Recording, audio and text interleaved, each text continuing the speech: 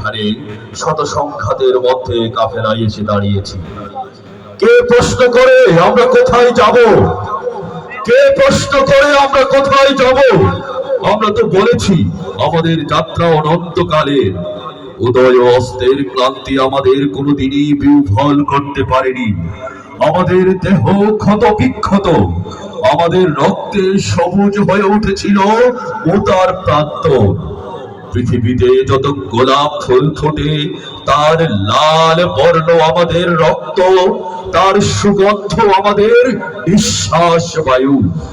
আমাদের হাতে একটি মাত্র গ্রন্থ, আল কোরআন। এই পবিত্র গ্রন্থ কোনদিন কোন অবস্থায় কোন নবী প্রেমীকে থামতে দেয়নি। আমরা কি করে থামি?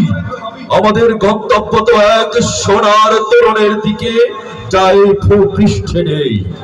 আমরা আমাদের সঙ্গীদের চেহারার ভিন্নতাকে গ্রাহ্যের মধ্যে আনি না, কারণ আমাদের আত্মার গুঞ্জন হু হু করে বলে আমরা এক আত্মা, এক প্রাণ। শহীদের চেহারার কোনো ভিন্নতা নেই। আমরা তো শাহাদাতের জন্যই মায়ের উদর থেকে পৃথিবীতে পা রেখেছি। কেউ পাথরে, কেউ তাঁবুর ছায়ায়, কেউ মরুভূমির উৎস বালু কিংবা সবুজ কোনো ঘাসের দেশে।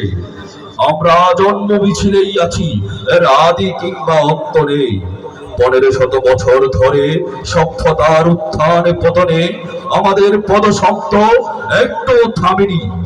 আমাদের কত সাথীকে আমরা এই ভূপৃষ্ঠের কন্দরে কন্দরে রেখে এসেছি। তাদের কবরে ভবিষ্যতের গুঞ্জন একদিন মধুমক্ষিকার মতো গুঞ্জন তুলবে।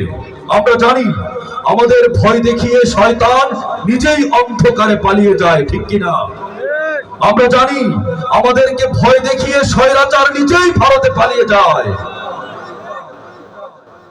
আমাদের মুখে অববে আগামী উষার উদয় কালের নরম আলোর ঝলকানি। আমাদের মিছিল ভয় ও ধ্বংসের মধ্যে বিশ্রাম নেয়নি, নেবে না।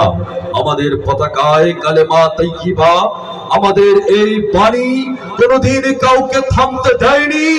আমরা থামবো না ইনশাআল্লাহ। শুধু মণ্ডলী, এই পর্যায়ে